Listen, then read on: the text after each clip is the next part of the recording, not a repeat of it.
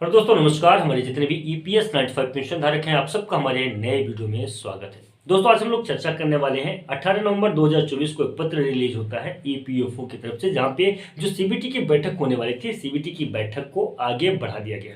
CBT की जो बैठक होने वाली थी, पहले मैंने जैसा कि अपने वीडियो के माध्यम से आपको बताया था कि 23 नवंबर को होने वाली है। 23 नवंबर को ये रहा पेपर की कटिंग, जिसमें बताया गया था कि 23 नवंबर को ईपीएफओ के द्वारा सीबीटी की बैठक किया जाएगा। लेकिन 23 नवंबर से इसको डायरेक्टली यहाँ पे आप देख सकते हैं कि 30/11/2024 सैटरडे 10:30 AM पे रख दिया गया है, यानी कि शनिवार को 10:30 पे सुबह में ही होगा।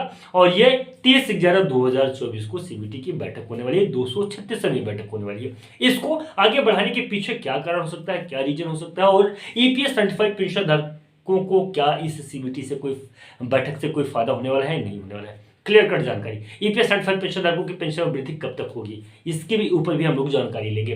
फिलहाल अभी थोड़ा सबसे ताजा जो इंपॉर्टेंट मैसेज है वो ये है कि माननीय कमांडर अशोक रावत जी खुद स्वयं बता रहे हैं कि सरकार ईपीएस 95 पेंशन धारकों के समर्थन में है, उनके साथ में है। उन्होंने एक अपने भाषण प्रेस कॉन्फ्रेंस या गोवा में जो बैठक हुई है, उस बैठक के माध्यम से उन्होंने बताया था ईपीएस 95 पेंशन धारकों के पेंशन वृद्धि को लेकर उन्होंने पूरी की पूरी जानकारी दे दी। अब मेन सवाल ये आता है कि ईपीएस 95 पेंशन धारकों की ये जो पेंशन वृद्धि 236वीं बैठक होने वाली थी, ये बैठक को आगे बढ़ा दिया गया है और ये बैठक होने वाली है अब 30 तारीख को। अच्छा, 30 तारीख को इस बैठक में जो एजेंडा था, ईपीएस 95 पेंशन धारकों के साथ में जो मुलाकात हुई थी राष्ट्रीय संघर्ष समिति के सदस्यों के साथ में, राष्ट्रीय संघर्ष समिति के बहुत सारे सदस्यगण, इवन कमांडर अशोक रावत जी बहुत सारे लोगों के साथ में मुलाकात किए थे।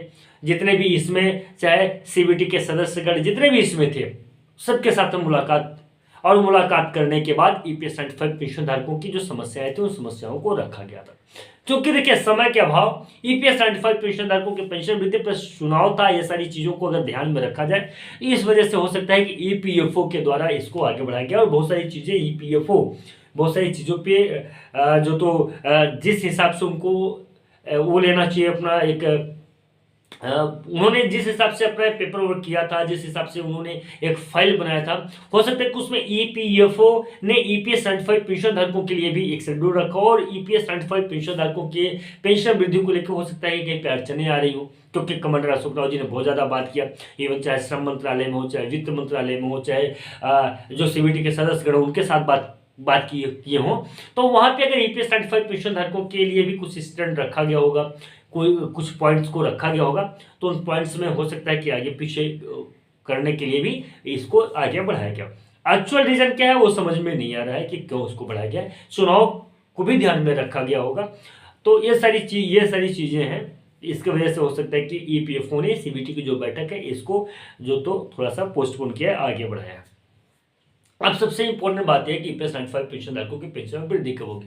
दोस्तों मैं आपको बता दूं कि गोवा में ईपीएस 95 पेंशन धारकों के पेंशन वृद्धि को लेकर जो ताजा अपडेट्स ये निकल के आ रही है कि माननीय कमांडर अशोक रावत जी गोवा में बैठक उन्होंने संपन्न कराया। बैठक के दौरान ही उन्होंने बताया था कि सरकार पूर्ण रूप से ईपीएस 95 पेंशन धारकों के सपोर्ट में है, समर्थन में है, और बहुत जल्द ईपीएस 95 पेंशन धारकों को पेंशन की राशि बढ़ी हुई मिलने लगेगी।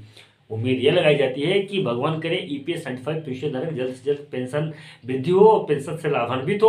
कमांडर अशोक रावत जी जो उन्होंने एक अपने भाषण के माध्यम से बताया था, मैं उनका वीडियो जो तो ऑलरेडी अपने चैनल पे अपलोड कर दिया है, उस चैनल को भी आप लोग, उस वीडियो को भी आप लोग देख लीजिएगा। नए हैं, पहली बार है, तो चैनल को सब्सक्राइब करके अपना प्यार आशीर्वाद दीजिएगा।